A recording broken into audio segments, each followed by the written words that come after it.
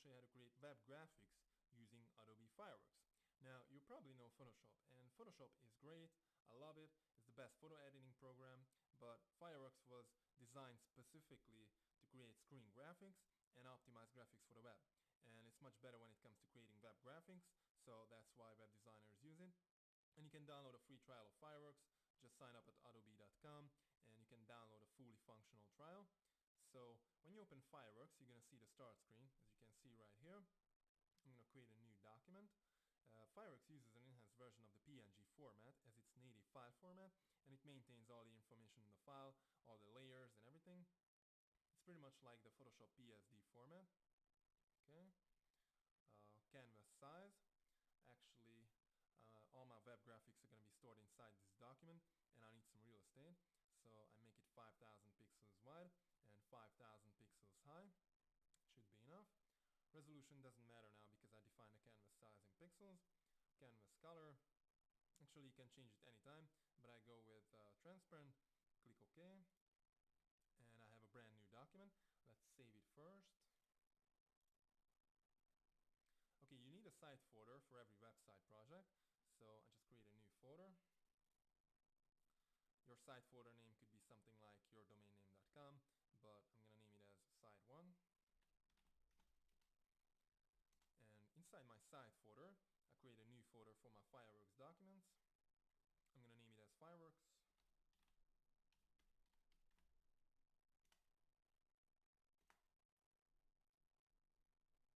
File name also could be something like your domain name, but again, I'm gonna name it as site1. File format is PNG, as I mentioned before. I just click save, and now you can see the Fireworks user interface, and I'm gonna show you everything you need to know when we get there. But let's start working now, because that's how you can actually learn stuff, by doing, right? So I recommend you do everything I do on the screen, and you're gonna master Fireworks very quickly. And I started from scratch just like you. So let's get started. I need some cool web graphics I can use. And web graphics are typically the place where people stumble and fall, and yet it's one of the easiest things to create, because once you understand where to find good graphics and recognize them, the internet is crammed with great graphics that you can nick or rip. And even Picasso had a saying. He said, good artists copy, great artists steal. So I'm going to show you how to get a design, edit it, make it your own so it's different and it stands out.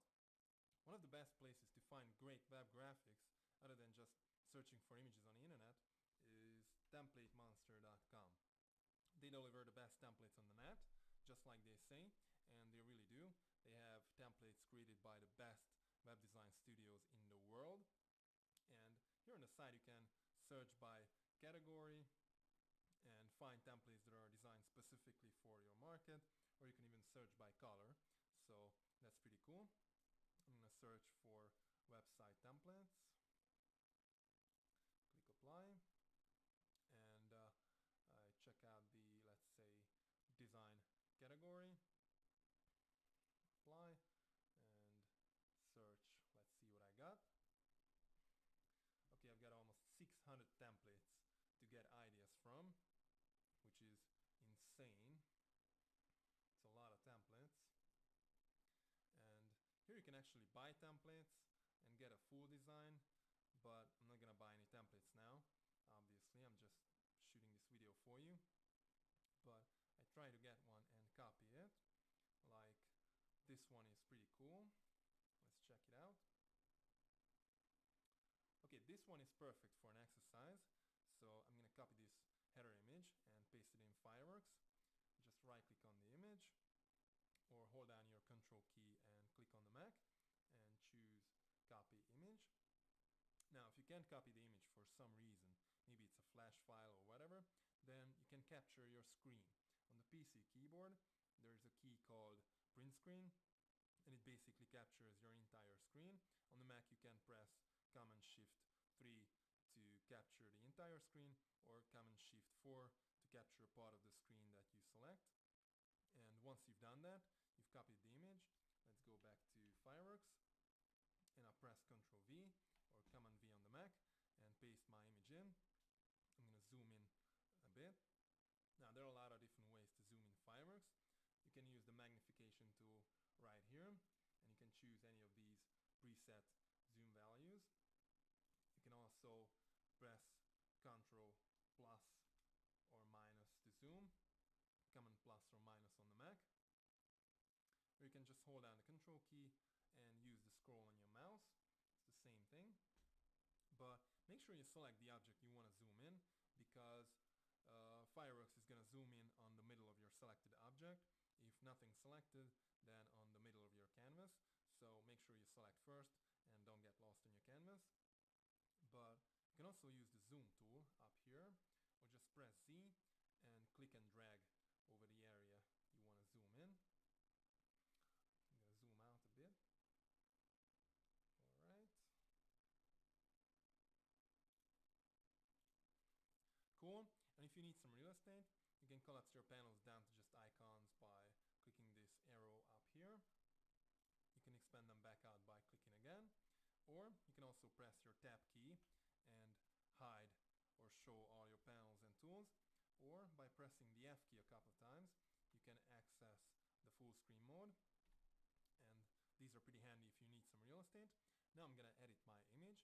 First I'm going to delete the lower part, and then I'm gonna get rid of this text, logo, and search field as well.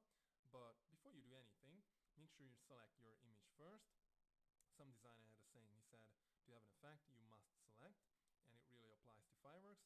So I grab my pointer tool, select my image, and then I grab my marquee tool and select the area I want to delete.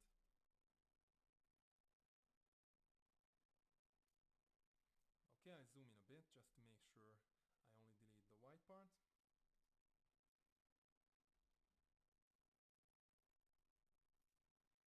I can move my selection using the arrow keys on my keyboard.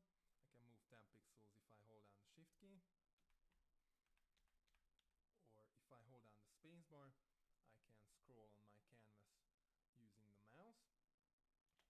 And also, if I hold down the shift key, I can add to my current selection, or if I hold down the Alt key or Option key on the Mac, I can get rid of the selection. Also, there are many different types of selection tools, like marquee tool, oval marquee tool.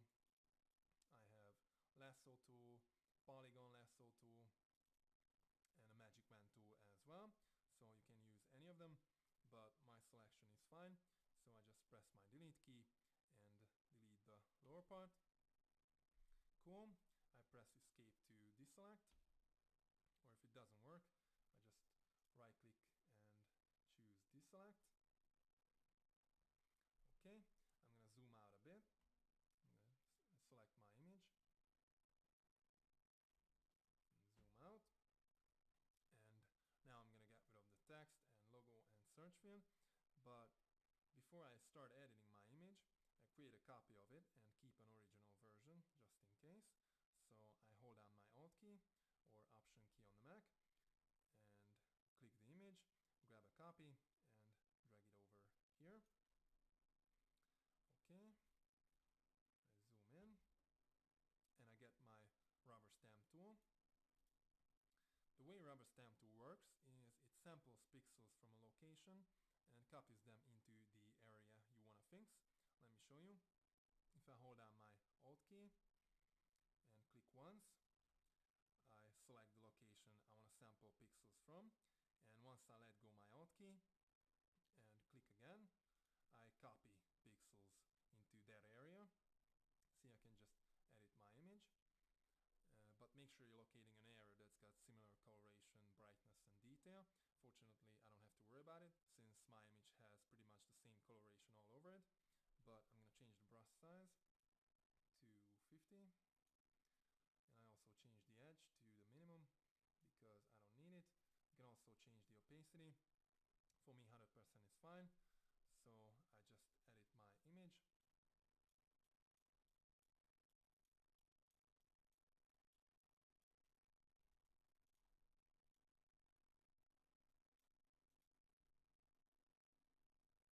Okay, it's all gone. I grab my pointer tool, select my image, and down here the properties panel, I can see the actual size of my image. It's 970 pixels wide, 165 pixels high. And it's pretty cool because the ideal header image is somewhere between 800 and 1000 pixels wide, but I'm going to resize it just a bit. I want to constrain proportions, so I turn this on, and now I change the size to 950 pixels wide. As you can see, the height also changed proportionally.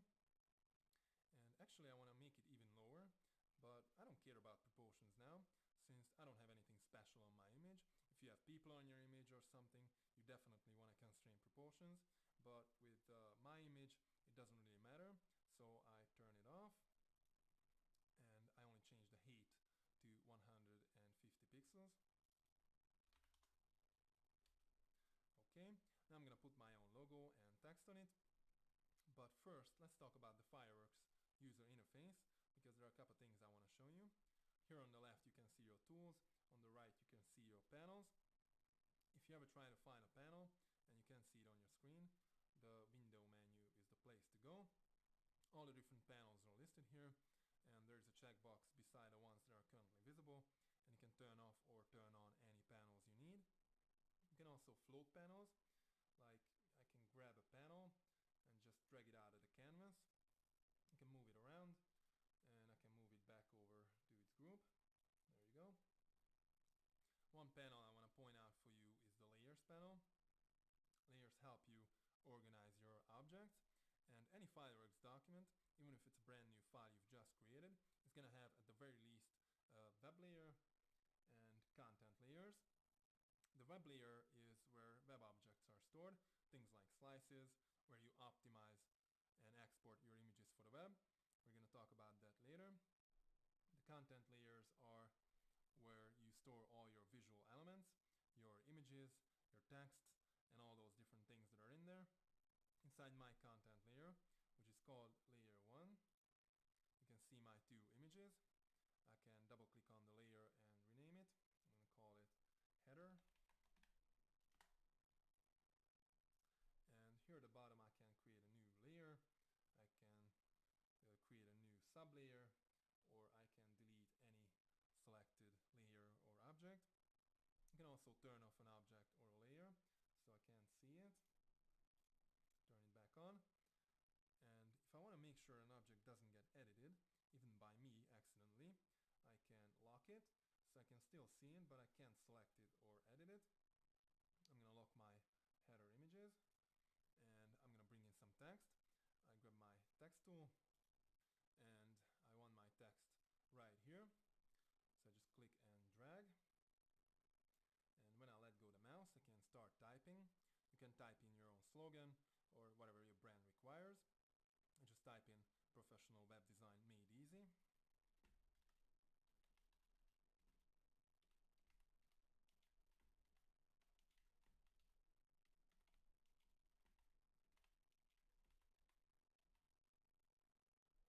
Okay, I grab my pointer tool, select my text,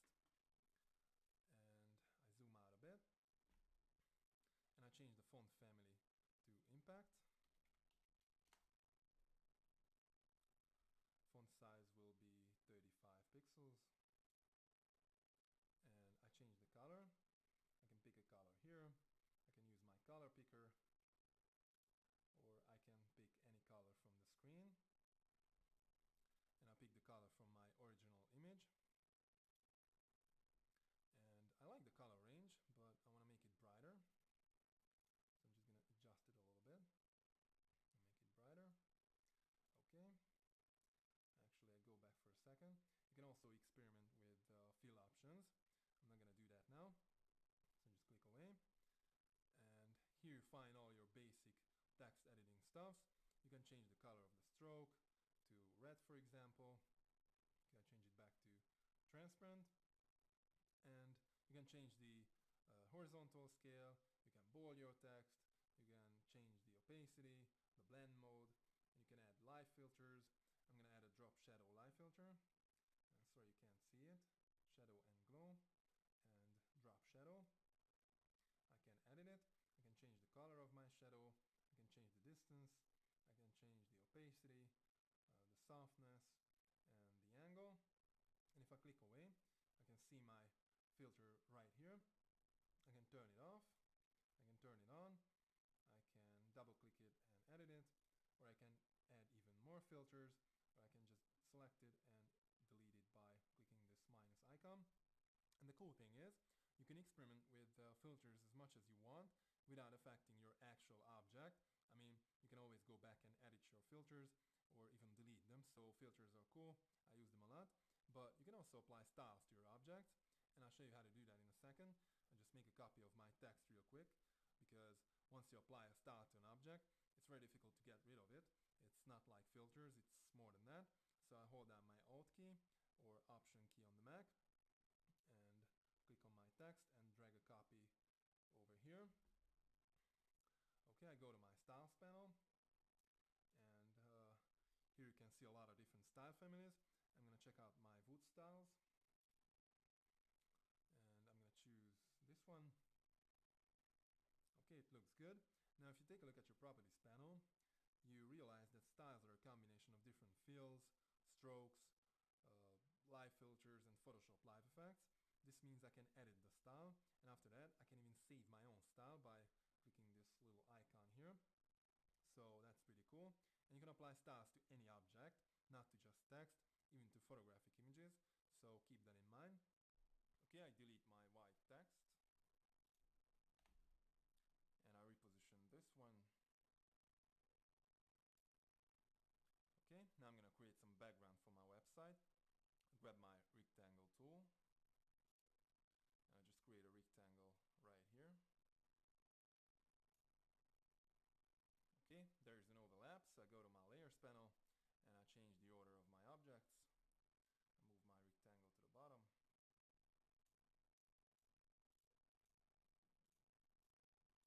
There you go.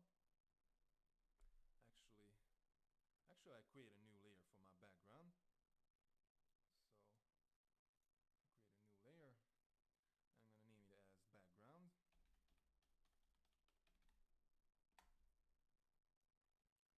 And I grab my background rectangle and drag it over inside my background layer. Okay, there's an overlap again, so I change the order of my layers. And it goes to the top. And now I select my background rectangle, and I resize it to, let's say, 920 pixels wide and 1500 pixels high. Color fill will be white, no stroke, and I got rid of the texture as well. Okay, and I'm going to add a live filter. Oh, sorry, you can't see it. Shadow and glow, and glow. And I change the color to gray. 2 pixels wide. I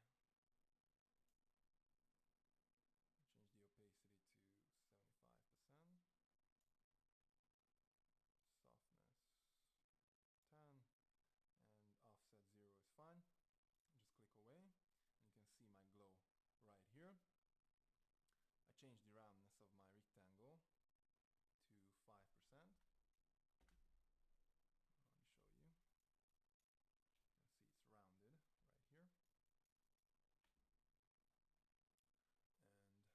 I reposition my rectangle, and once I start moving it, I get these kind of pink smart guides. By default they are turned on, and what they do is they help you align objects based on the position of other objects on your canvas. So based on the position of my header image, I align center. Okay, I look my rectangle, and I get my zoom tool and zoom into this area, and I'm gonna create a triangle and fill out this gap, if you will.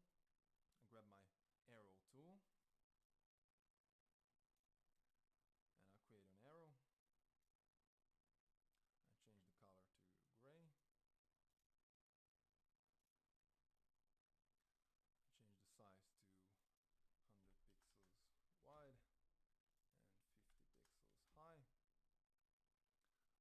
sometimes when you resize vector objects, you get this little anti-alias edge. If you want to get rid of it, you can either change the edge to hard down here at the properties panel, or you can go to your modify menu and choose snap to pixel. It's going to handle that for you, but I'm not going to do that. I just reposition my arrow using my arrow keys, and if I hold down my shift key, I can move 10 pixels on the canvas. Zoom in a bit.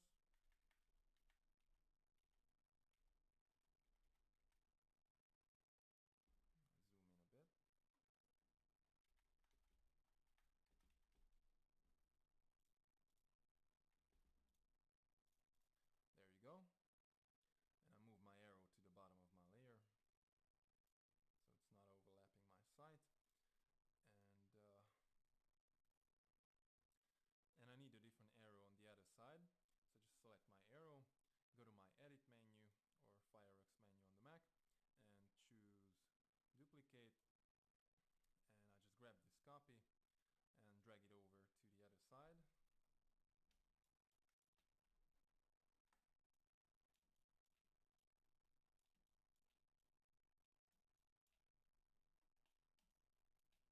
Okay, I have to flip this arrow. I can do it using my scale tool and just rotate manually, or I can go to my modify menu,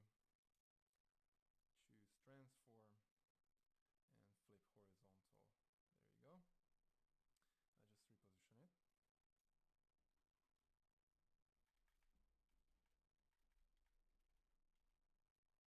Okay, I lock my arrows, so I can't reposition them anymore. And I'm gonna create some background for my website, like right here. So I grab my rectangle tool and I create a large rectangle. I move it to the bottom of my background layer. And I change the size to 1600 pixels wide and 600 pixels high.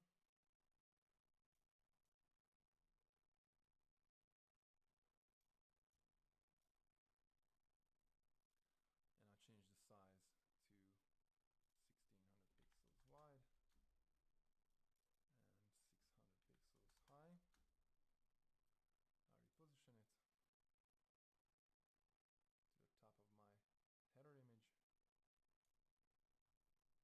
and I change the color to gray. Okay, I get rid of my texture. I don't know why it's here anyway. Cool, no stroke. And I want my background to fade from gray up the top down to white down here at the bottom. So I'm gonna apply a mask to my rectangle. I go to my comments menu and choose creative auto vector mask, and I want to go from solid to transparent, so this one is cool. I click apply and I have a fancy fading background. Actually, it looks kind of weird because my canvas is transparent and I can see the checkerboard underneath it. So I select my canvas and I'm going to change the canvas color to white. Okay, I'm going to edit my mask. I go to my layers panel, and here you can see the mask applied to my rectangle. If I click on it, I can edit it. You can see a line here appeared. This is the actual fading. I can move it around. I can change the angle. I can make it shorter or longer.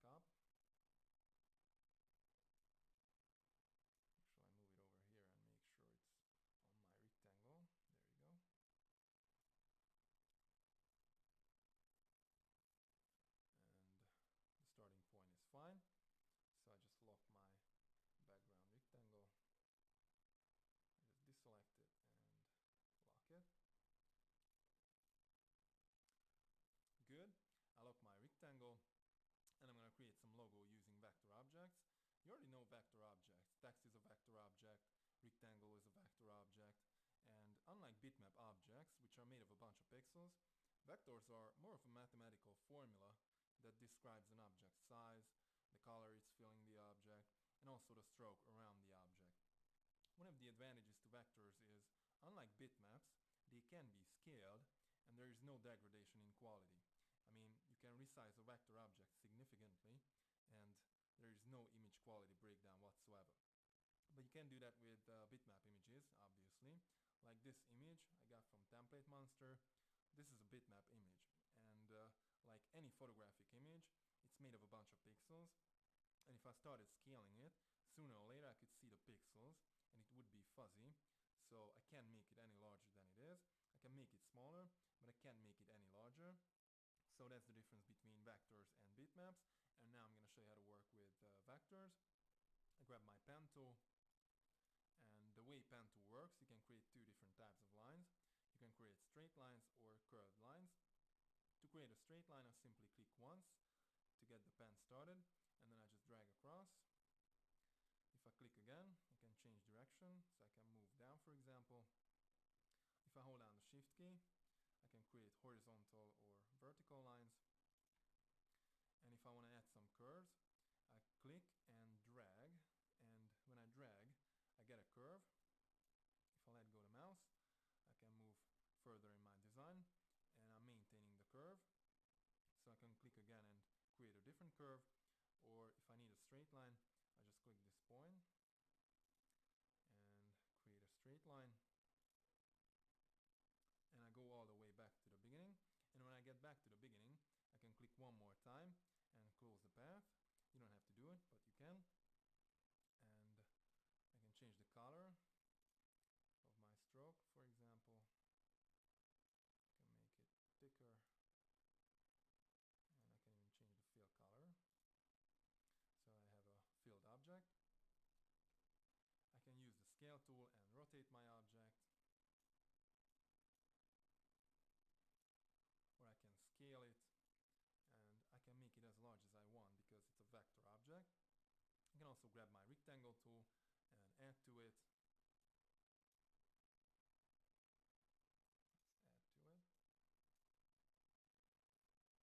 Let's add to it. I can even subtract. And if I grab my sub-selection tool, I can move these rectangles around.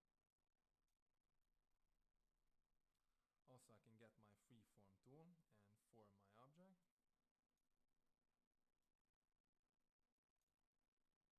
There we go. Okay, but this was just a quick exercise, so I delete it, and I'll show you the common library symbols. You can find them down here on the right. And here you can find all kinds of different symbols. Let's see what I got inside my 2D objects folder. These are pretty commonly used symbols. You can see them up here.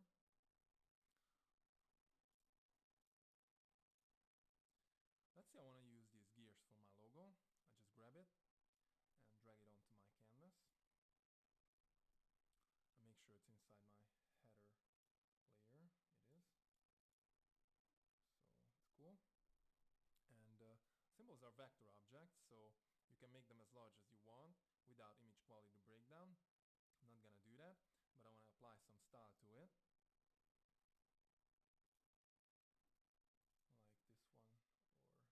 or maybe this one. This one is cool. Now, if you create your own logo for yourself, make it as simple as possible. The best brands in the world, like Nike or Apple, they all have a simple logo. So make your logo as simple as possible. Okay, so here's my website, and if I want to see my site with text on it, I can bring in some text. But if I don't want to type, I can go to my Commons menu and choose text and Lorem Ipsum or whatever. And this brings in some text for me, and I can format it, and I can create a perfect prototype. Okay, I just wanted to show you this. I delete it now. And I'm going to show you how to create buttons. I grab my rectangle tool, and I create a rectangle. I change the size to 240 pixels wide and like 60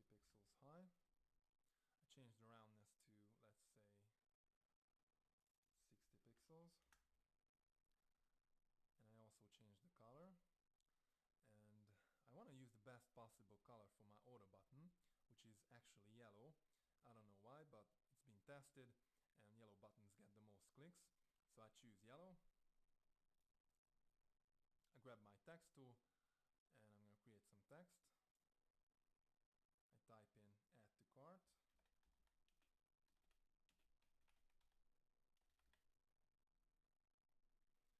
Okay, I select my text.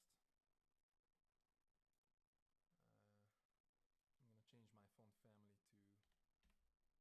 to Tahoma. I bold it. Actually, there's two places to bold it. Whatever. This one is enough. I change the size to, let's say, 28 pixels. And I change the color to blue. And I want to make sure my text is align center, so I'm just going to zoom in a bit.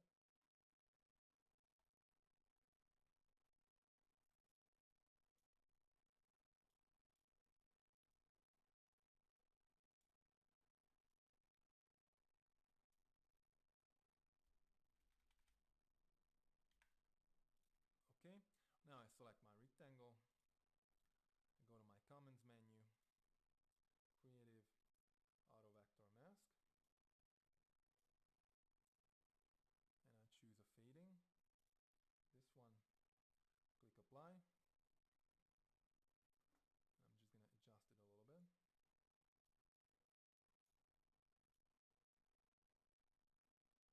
Cool. I select my text and do the same thing.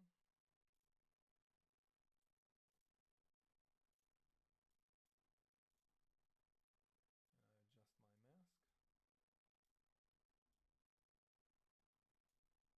Cool. And I want to create some reflection for my button. So I select my rectangle, go to my Edit menu or Fireworks menu on the Mac, and choose Duplicate. I move the copy right here. I change the color to gray.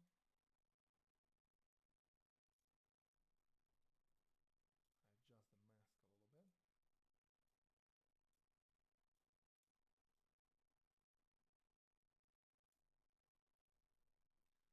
Okay, I have a nice reflecting button, but I'm going to create a few more because I want to show you all the different ways to create your buttons. So I select my button, the whole thing, hold down my Alt key or Option key on the Mac, and drag a copy over here. Okay, I delete the reflecting part.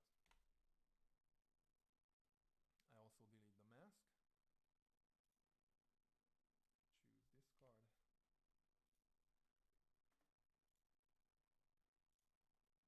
And I add some live filters like Photoshop Live Effects.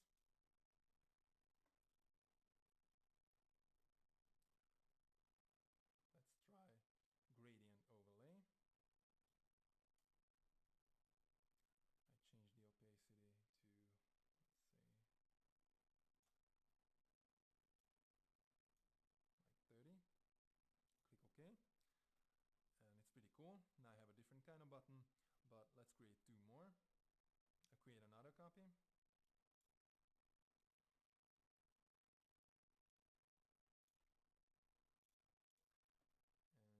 And I delete the Photoshop Live Effects. And I apply some style,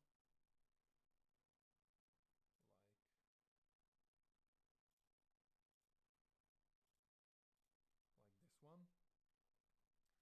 And I can actually edit the style. So I change the color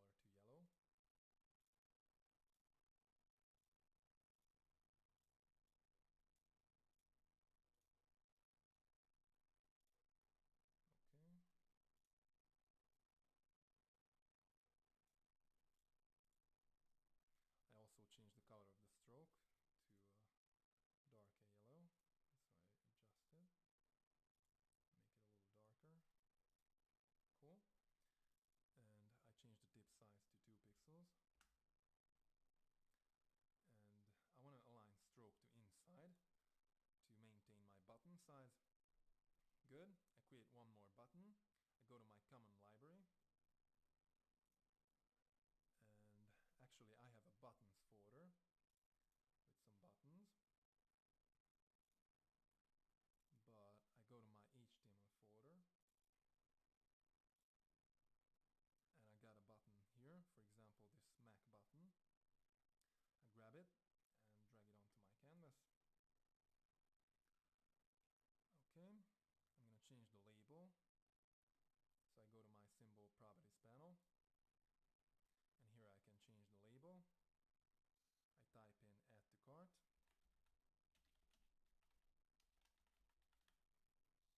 Okay, I just hit enter and now it's on. Okay, so there are a lot of different ways to create your buttons. You can also find a button on the internet, edit it, make it your own, and I'll show you how to do that as well. But I'll show you that on a check mark, not on a button, because I need a check mark as well. So I go to Google and I typed in check mark and I search for images and I need a good quality image, so I check large. Okay, let's see what I got.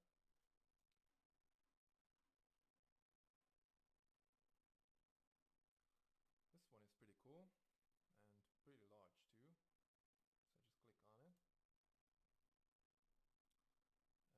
And it's a great quality image, not fuzzy at all. So just right click on the image or hold down your control key and click on the Mac and choose copy image. I go back to Fireworks and I just paste it in by pressing Ctrl V or Command V on the Mac.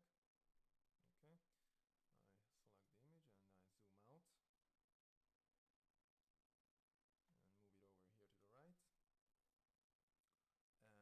And this is a large image, but I want to edit it first and I resize it after editing, so my editing will be much more difficult to spot. I hope it makes sense to you, but that's how great designers think. So I edit it first. I want to change this green area to blue, so I grab my replace color tool and I switch back to my properties panel. I want to change the color to blue. Okay, I replace color from image and I increase my brush size to the max, which is 100. Tolerance 15 is fine and strength 200 is fine. So I just go ahead and replace the green color. You see this tool is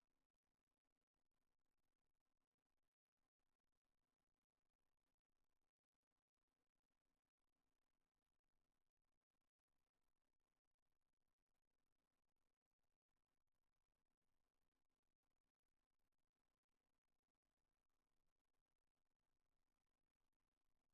smart.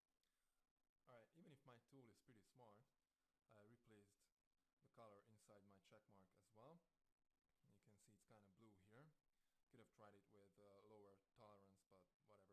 I grab my paint bucket tool and fix it. I want to go with solid color and change it to white. Actually, I pick the color here, even if it's white, I want the same exact color. And now I just click on this blue area. It's gone. There's another one. Click on it as well. Okay, it's all gone. But if I zoom in a bit, I can see some blue pixels on my check mark. So I get my brush tool and get rid of them. Okay, change my brush color and brush size, let's say 18 is fine.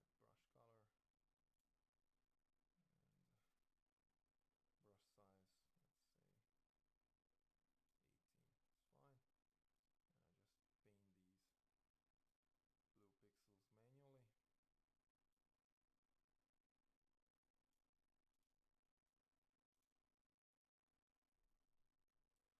Okay, good. I zoom out.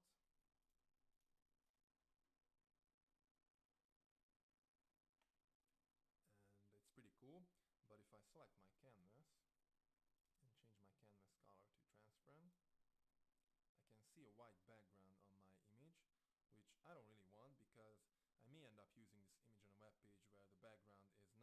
totally white, and I want my image background to be transparent. So I select my image, and I grab my magic wand tool, and I select the white background. Now once I've selected it, I can change tolerance and see how it affects my selection.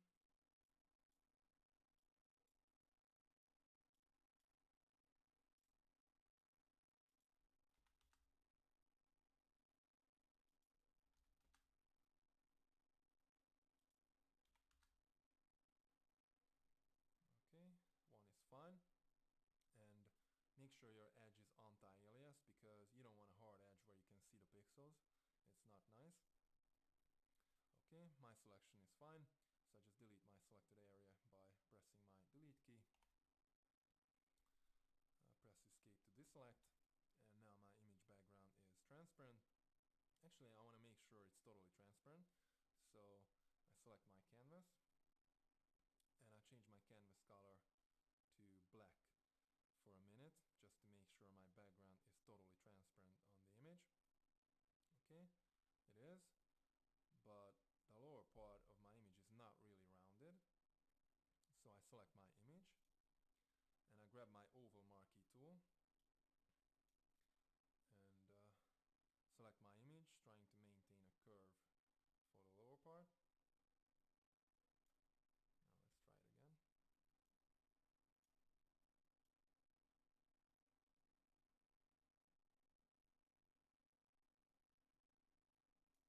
There you go. I can move my selection using my arrow keys on my keyboard. Okay, and I want to delete the outside part of my selection. So I go to my select menu and choose select inverse. Now the outside part of my image is selected, and before I delete it, I want to make sure my edge is anti-alias. Okay, it is. So I press my delete key, and now it's perfect. And I'm going to reduce the size anyway, so I just press escape to deselect. I select my image, turn on constraint proportions, and I change the size to, let's say, 36 pixels wide.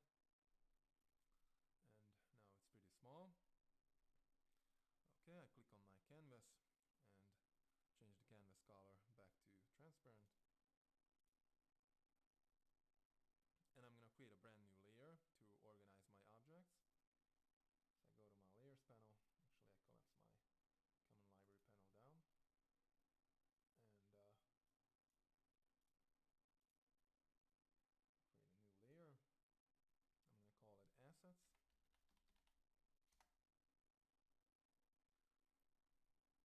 And I want to move my check mark and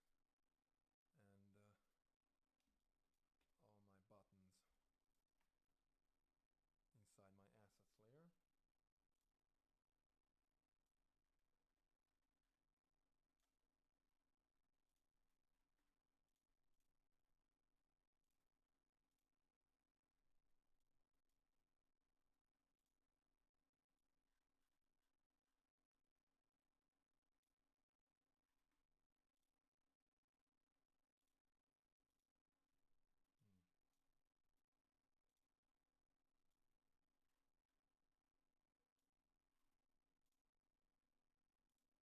There you go. Okay, and I move it to the top so I can always see my images. Okay, you can also create different individual pages inside your Fireworks document, and you can use them for your different web pages on your website.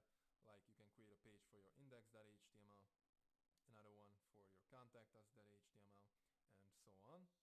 And if you have a lot of pages but you have some content that is the same on every page, like your background for example, you can set a page as master page, and the master page content shows up on every page, so you don't have to store your background on every page. Just put it on the master page, and if you change it, it automatically updates on every page. So that's pretty cool. But honestly, I don't really use it because I never prototyped my website in Fireworks. For me, I don't know why, but I think it's a waste of time. It's probably good for web designers who create a website every week. I don't, so I just try to put together my graphics as quickly as possible, and then I work with Dreamweaver. Same thing with the states. States are part of creating animated images and interactive markups. You can create different states of an image, and export it to animated GIF format, and it's great, but the best websites in the world don't have animated images at all. But you can also create rollover effects using the state, and I'm going to show you how to do that as well. But I'll show you that in Dreamweaver, not in Fireworks, because it's much better to do that in Dreamweaver. Okay, I have all the graphics I need for my website, so I'm just going to export single images for the web. I switch back to my layers panel, and I grab my slice tool, and I just create a slice, starting out with my header image.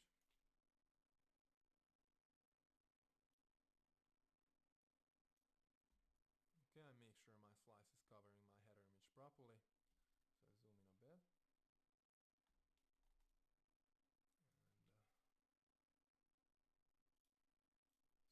Select my slice, and I can resize it, but I think it's fine.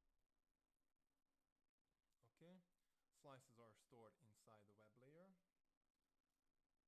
and I'm gonna name my slice as header.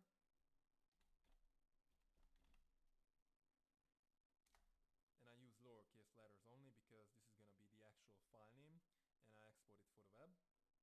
I just optimize my image. I go to my optimize panel, and I want to export it to PNG24 format, and you probably know JPEG is the most popular format on the web, and JPEG really is a good choice for photographic images, but it doesn't handle solid colors that well. Use JPEG for photographic images, it's great, but use PNG24 for web graphics or PNG32 for web graphics that have a transparent background.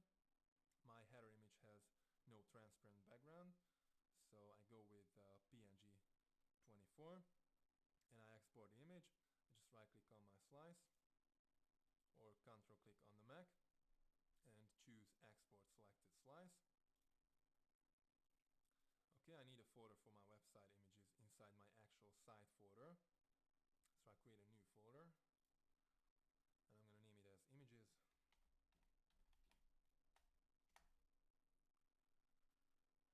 Again, I only use lowercase letters because I'm going to store all my website images inside this folder. So this is for the web. Okay, the file name is the actual slice name, and I've already named it, so I just click save. And that's it. Now I'm going to export my buttons as well. But I move my assets to the right because I have to see the checkerboard behind them if I want to export them with a transparent background.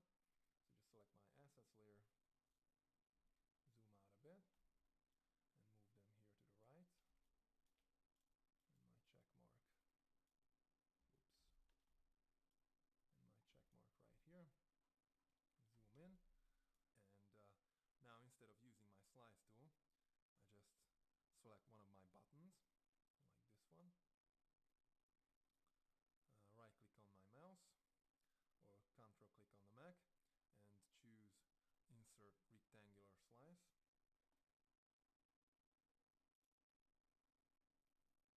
And I need a single slice. You can see the slice covers my button perfectly, so I don't have to worry about it. I just name it as bn underscore order.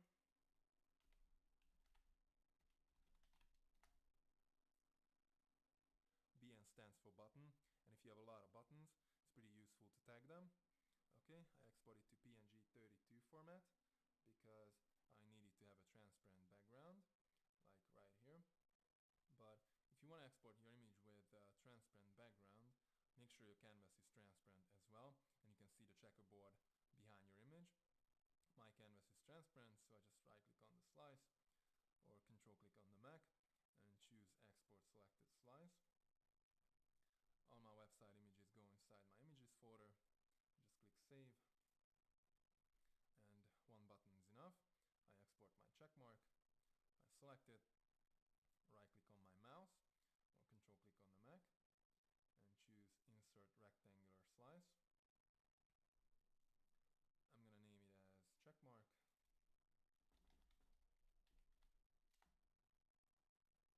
You can name your slice here as well. And again, your slice name is going to be the actual file name, so make sure you don't use uppercase letters on the web. Okay, I right click on my slice, or control click on the Mac, and choose export selected slice. Click save.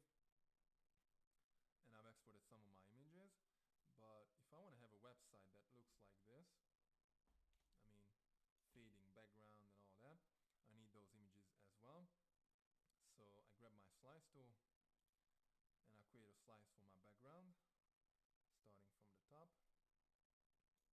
And I'm going to resize it in just a bit, but I select my background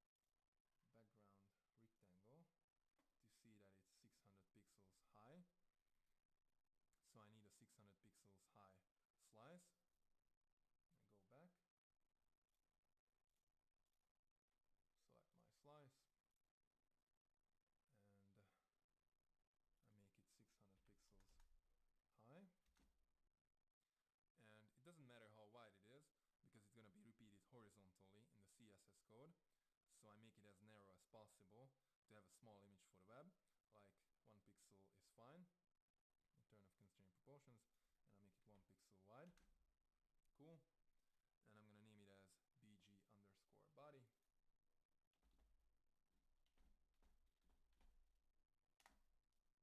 BG stands for background, and body because it's going to be the background of my body in the CSS code. You will understand it in the next video when we set up the site in Dreamweaver.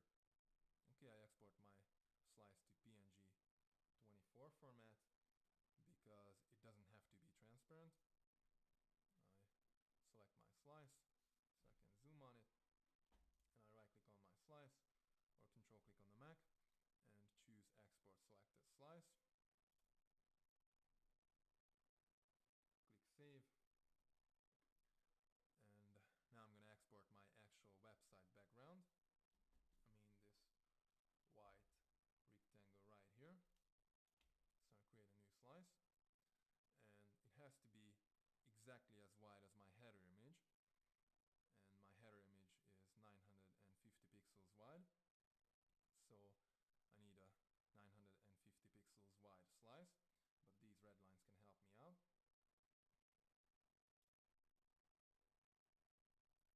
There you go, it's exactly 950 pixels wide. I just let go of the mouse, and I move my slice to the bottom because I can't have the fading background on it. So I move it to the very bottom. Now this image is also going to be repeated, but this one is going to be repeated vertically. So I change the size to 1 pixel high to get a small image for the web. Make sure you turn off constraint proportions, and I make it 1 pixel high. Cool. And this image has to be transparent because it would have a white border right here, and it would be repeated over my gray background. So I export it to PNG 32 format to make it transparent, and I'm gonna name it as bg_container.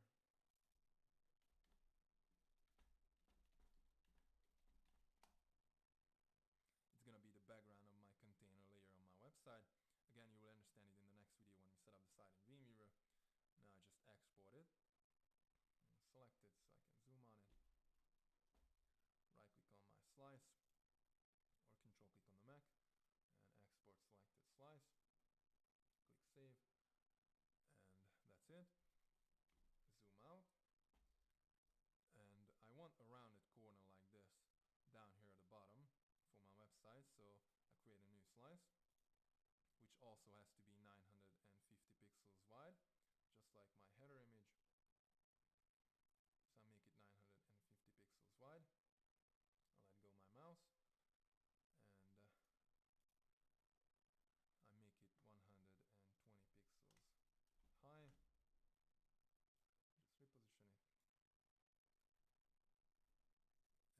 Just reposition it, and I'm gonna name it as bg_footer.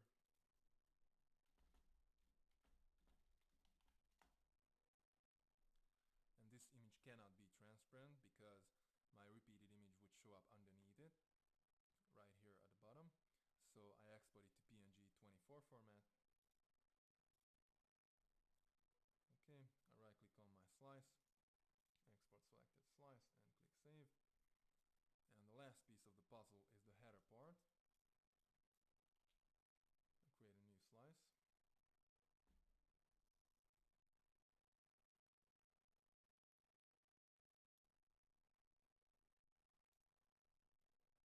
It also has to be 950 pixels wide, just like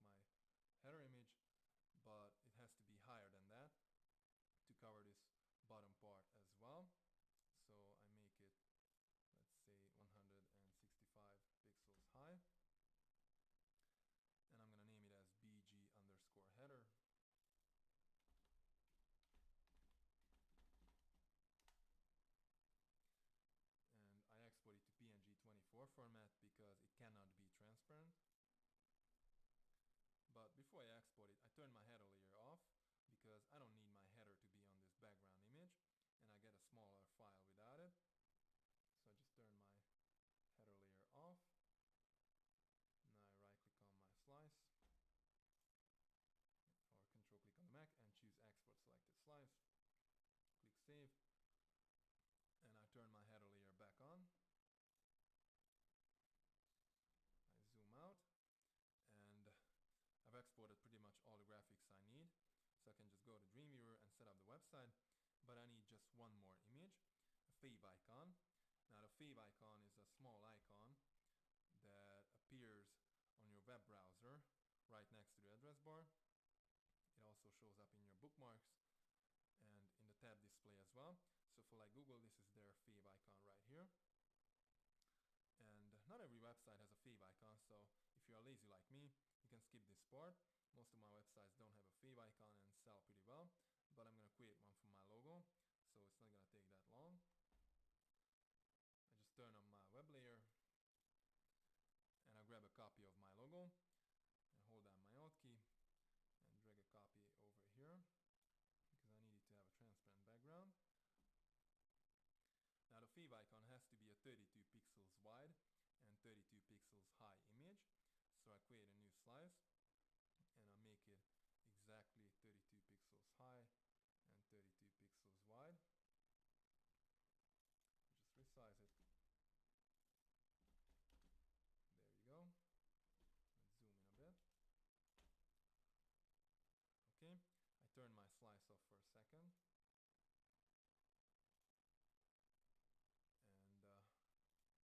And I have to resize my logo to fit in this square. So I turn on constraint proportions, and I make it 32 pixels wide. Okay, it's too big, it's 35 pixels high. So I make it 32 pixels high then.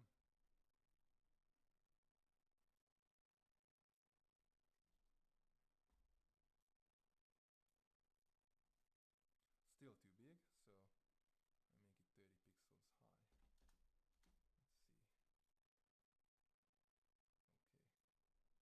Now it's good.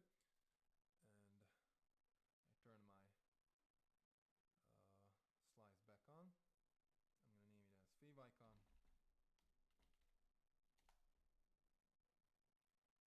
And I export it to PNG 32 format because I want it to have a transparent background. Okay, I right click on the slice and choose export selected slice. Click save. And that's it. Zoom out. Actually, a fave icon should be exported to ICO format, but according to Wikipedia, only Internet Explorer doesn't support a PNG fave icon. Maybe it supports it by now, or it will soon in the future. But if you want to convert it to ICO format, go to icoconverter.com. Actually, I'll show you. Just go to icoconverter.com, upload your PNG file you've just exported. The size must be 32 by 32 pixels, and color depth, this one is fine. Just click convert, and it converts it for you, easy. So now I have all the images I need for my website. I hope you enjoyed this video, and I'll see you in the next video, and I'll show you how to set up your website in Dreamweaver. Bye.